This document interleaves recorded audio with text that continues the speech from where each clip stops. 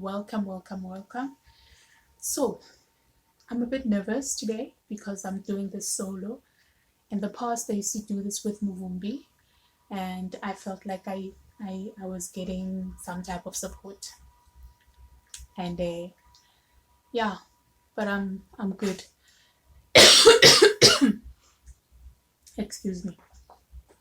So today we'll be talking about shame and abundance, how you can have both, and how to use that energy if it shows up in a positive way, and what lessons do you get from that. So shame has been a huge topic in one of the biggest things that have been holding me back in the past. And the more I really get out of my cocoon, the more I realize that feelings like shame and guilt, things that are holding you back, they actually block your solar plexus chakra. Speaking of the solar plexus chakra, I think 3 weeks ago I did a week focusing on the solar plexus chakra. So on the YouTube, there's how to charge your water. I have a video on how to charge your water, and also how to breath work and meditating, how to charge yourself using the sun, because the solar plexus works a lot with the sun. Before I get distracted, okay, let me come back to this.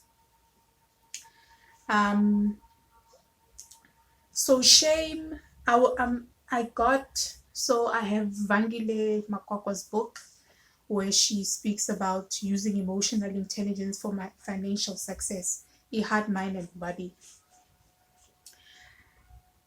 And in this chapter, shame, I'm going to read a paragraph. Many people tend to feel ashamed that they don't have money.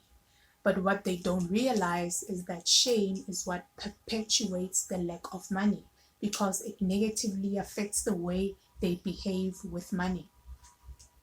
So I've been on an abundance training, and shame kept on popping up a lot. And shame is actually a painful emotion that is caused by the consciousness of guilt.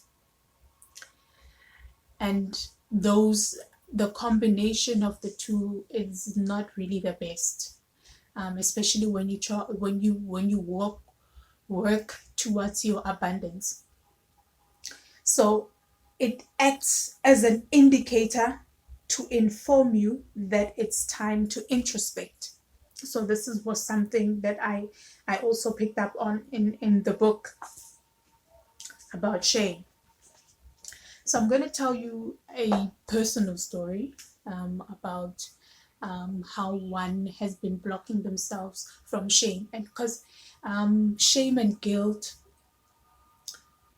it makes you believe that you don't have power. So it steals away your power for real. It really hinders your power energy. So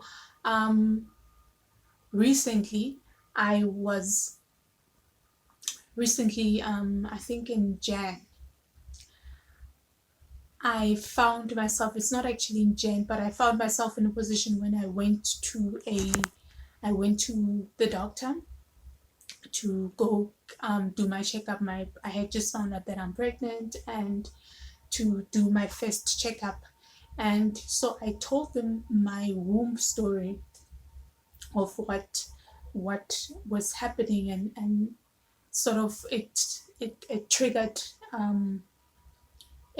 some shame. So I found myself being ashamed of expressing my womb story. So my womb story is, I've had 4 abortions, and this is during marriage. So I've had 4 abortions, and I had a miscarriage, and I also have and I've lost my son. So for some reason, um, when I was making the decision of the abortion, I was much young. I think we had just gotten married like a year or 6 months. We got pregnant, and we were very clear that we were not ready, and we both made the decision that that's what we're going to do. And at the time, I made the decision, and I actually did the procedure of healing myself and not being guilty about it, and letting that go. So we had 2 abortions before we got pregnant with my son Musa.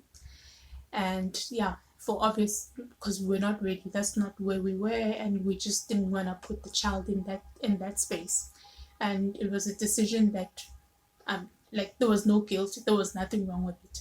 And then Musa came, Musa was born, and then while Musa was still around, I had another abortion, and then I had another one post while Musa was still around. And you go through that. Those are traumatic experiences, and I had support. I had my husband as support, and did not, I suppose I was fine with that.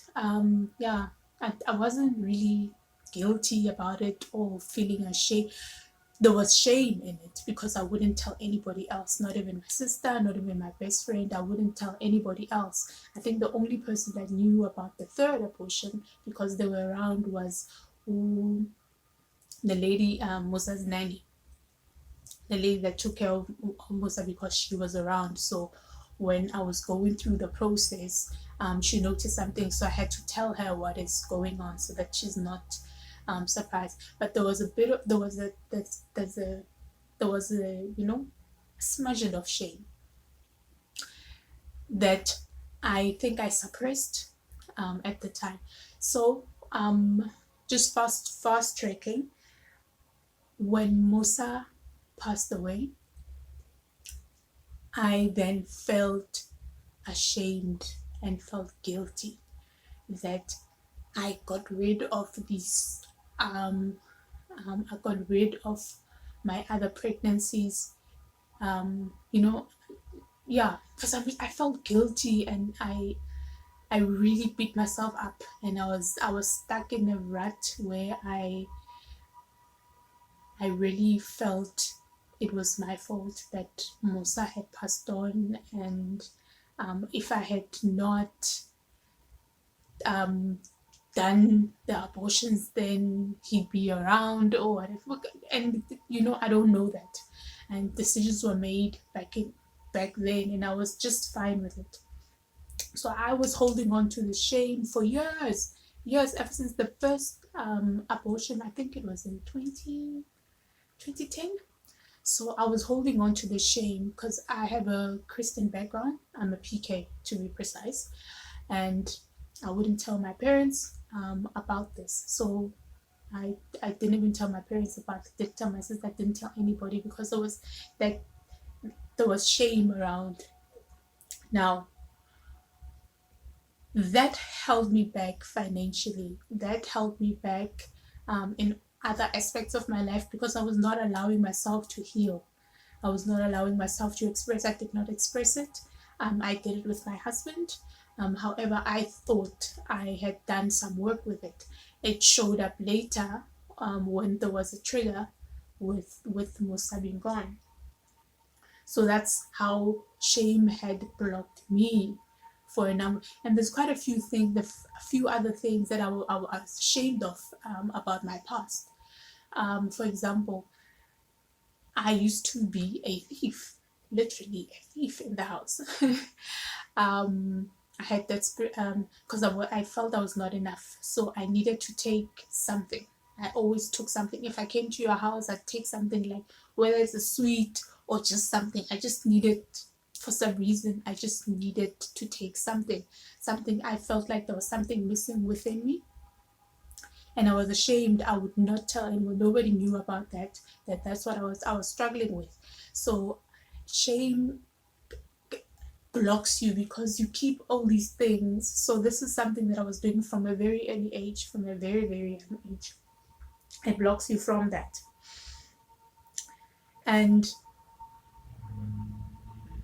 recently, when I found out that, and about 2 years ago, when I found out that it's actually associated with your solar chakra, there were affirmations that I did.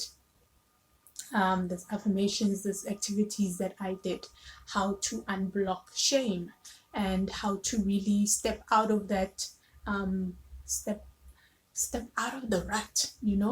What do you do when you find yourself in a position where you are shamed? And there is nothing.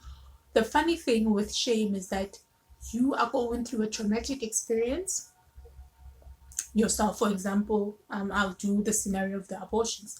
I am going through a traumatic experience, and to add on top of that, I'm adding shame and I'm adding guilt, and there's already pain that goes along with that experience. So adding on negative emotions just makes the tumor even bigger. It mutates into something else. So how do you get out of the rut? Because you find yourself just building on top of something, and then something else happens. Something else, and it builds on top of that. Something else happens, another negative emotion happens, and then you just keep on building on top of that, and then it becomes something huge and it swallows you up. You find yourself just not expressing yourself. So that's what shame can do. You hide, you hibernate, you withdraw from society, and you avoid other people. So I found myself being a loner after I think after the third, I unconsciously did that after the third abortion, and I withdrew myself. Certain things didn't happen in my life. There were, career-wise, certain, there were goals that I wanted, so certain things would happen. So I would keep on coming back and keeping to myself. And I think I'm an extrovert. I have a tendency of papa sometimes if I want to. I think I'm a fun person, but I would prevent myself from enjoying life because I felt like people will know my secrets. I couldn't be authentic because I was ashamed of all these things I'm carrying behind. I'm hiding. So you find yourself attacking other people because I was very defensive. When you do certain things, when during an argument, I just took everything personal because I was hiding myself. So it was always about me. Hiding yourself. So you avoid other people, you attack yourself, you attack other people. The way that you treat yourself is the way that you treat the world. So I used to attack anybody at work. I would attack you, and I would come across as essentially I brought out the representative. I was just an unauthentic person. I was just not authentic at all, and it showed up a lot. It kept on showing up, and you sense energy. Energy never lies. So there are some questions. There are some activities that you do to get out of the rut. So the first thing you do is to actually do things that you never ever thought you would do. Find things that would scare you, things that scare you. For example, me doing a video call, me recording myself. Things that scare you. You need to step out of your comfort zone. I wouldn't even call it your comfort zone. Just step out of yourself, stop hiding, get out of it. You must actively exercise, like do physical work, because there's endorphins, and everybody knows you do some type of physical work, there's endorphins that you get out, you actually go out to the sun, get sun rays. Vitamin D is very good for you.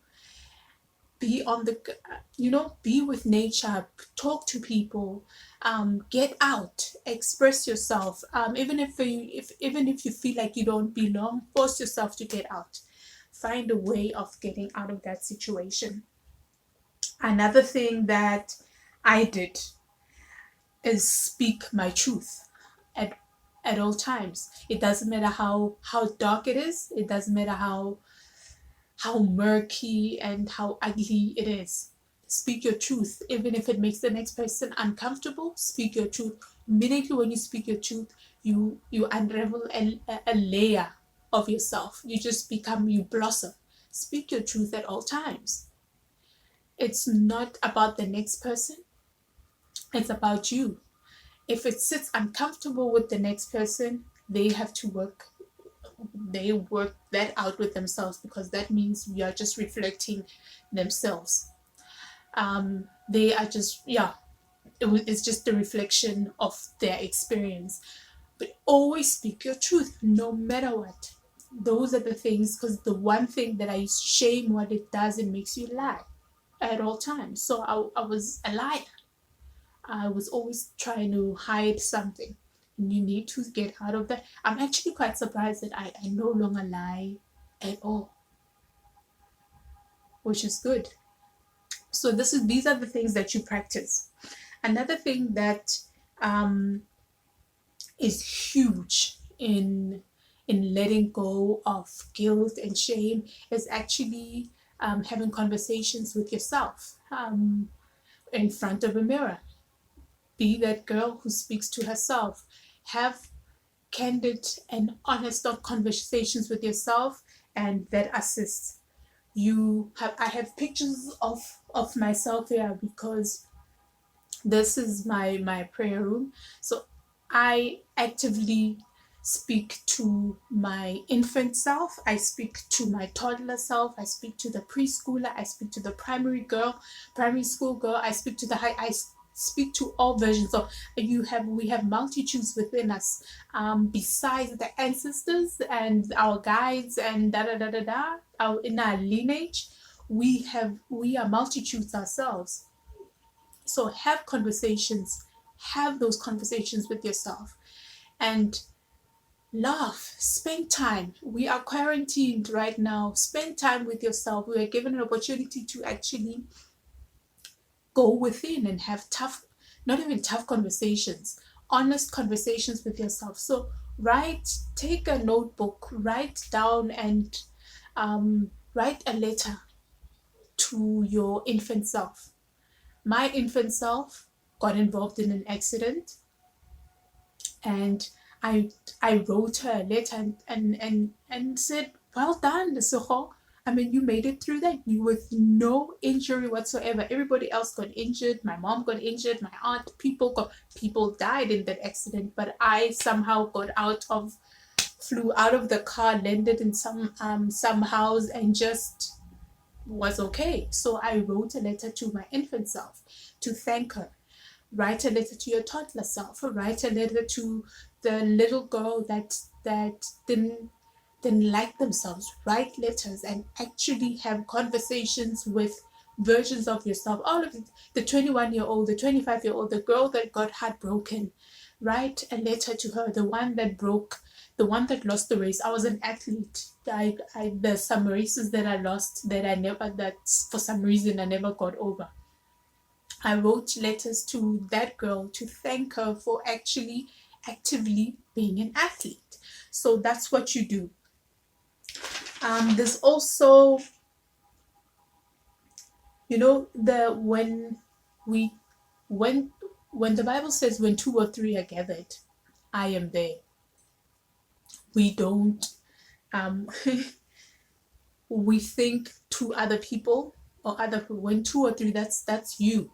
There's the infant self, that's everybody, that's you, that's your lineage, that's everybody that you know, that everybody that you come from, yeah, lineage, everybody that you've known, everybody that is within you. When two or three, I get it. So me right now having a conversation with you, I am actually sitting here with all versions of myself, and we are doing this together, and we are all happy that I'm doing this. So if you look, you need to change the perspective of yourself, for you to actually become the best version of yourself, for you to step out of shame. Be actively involved in your inner your heart life, your inner life. Be actively involved. I know that we look at spiritually in a weird, in an outside world where you have to be a funeka funeka bogogo, kufanele light candles, kufanele, oh, you must do all these things. We don't need all that. We are just we just like complicating the simplicity that is God.